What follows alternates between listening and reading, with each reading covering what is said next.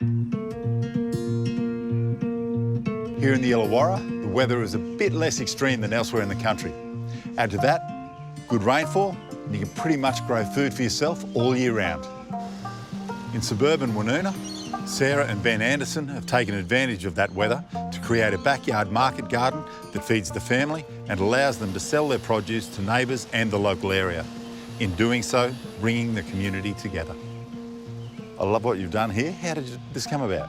Well, about 10 years ago, we sold our place and we spent a year woofing around the world with our kids, which is like volunteering on farms with food and accommodation in exchange for our labour. And it was just enlightening. It was amazing. The people we met were so inspirational. Just the way they lived their life was what we wanted. So we came back to Australia after working in 9 different countries and tried to figure out how we could do the same thing. And this block of land just appeared, and it was meant to be. North facing, the Illawarra has such amazing rainfall, and I thought, oh, I've worked in organic food, I can grow food. I had no business knowledge, no growing knowledge, but with naivety is my superpower, away we go. And a whole lot of energy. Yeah. Oh, look, you already won me with the finger line. Yeah, this one's going really well. It's such a happy tree, and it gets so good. much fruit on it. It's That's fantastic. amazing. Yeah. I can actually measure forecast yields, and it's manageable for me. I tried permaculture shapes. They're a little bit tricky, but these I can handle. It's certainly looking good, but look, I'm looking around. I'm guessing that it didn't always look like this. Not at all. It had been in the same family for 100 years prior to us coming in, and we believe they had a market garden here before, chickens and sheep, and did so much work, but the family couldn't look after it anymore. So by the time we came in, there was a lot of work to be done. It was turning it back into a blank canvas that we could really work and observe with, you know, the land, what the rainfall was doing, where the water flowed, what the animals were doing, and yeah, how the sun moved around the place and the predominant winds. So you're incorporating an amalgam of different principles in this space. Definitely with this one. So there are some of the permaculture elements, trying to use comfrey as an edge to the property, but also because then I can grow it as a compost activator. It's pulling up those trace minerals, and then I can use it as a mulch as well. Any of the waste goes into the chicken coop. So we're trying to keep everything in the loop, keep it all moving around. Food that we will like, there's things that I let bolt to seed, so then all the pollinators can have a party.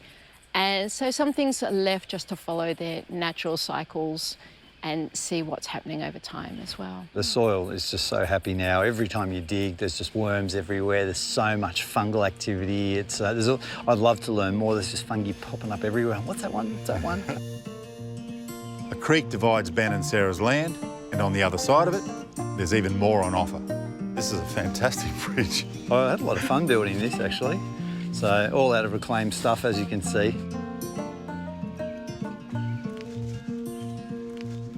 This is where the magic happens. Absolutely. I didn't even see this from the other side, but there's a whole lot more to your market garden than meets the eye. That's the nice thing about this side. It's a little secret pocket of its own. It's younger than the other side because we didn't have bridge access, but over here I could go fence to fence and then the full depth of it. And I've set it up in bed styles that I can work, so they're all the same size and I can rotate my crops through each one. At maximum, there's probably 30 different edible crops in the market garden. I only harvest once a week because it is time consuming. And when I have to plan when I'm going to plant, to get that succession happening, it takes a little bit of time. So if I harvested left, right and centre, it'd be too much. And both sides, I'd get maybe 25 kilos a week of produce, and its peak season is 7 to 8 months.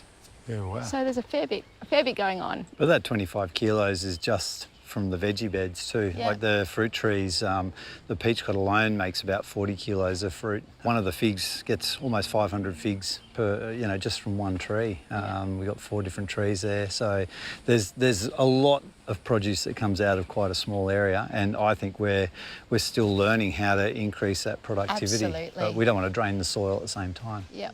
And there are even a couple of rooftop gardens. Ben and Sarah certainly know how to maximise the potential of their property. What sort of advice could you give people wanting to maybe try something like this? Look, I think the permaculture principle of observe and interact is really key. So getting a feel for the land, seeing where it's hot, where it's dry, where it's wet, where the sun moves, and planting appropriately and clearing appropriately, step by step, is really key. If you try and blitz it all at once, you're probably going to fall over. It's been so important for us to build our relationships with our neighbours, with our local community, to make everybody feel involved and part of the ride too. Dare I say, a lot of hard yakka. Yeah, look, it is. It is a hard job, and it's a great job. And I don't know, I feel excited to try and care for this land. It's a really good opportunity. So the hard work is something that I actually enjoy. But yeah, if you like your couch, maybe it's not for you.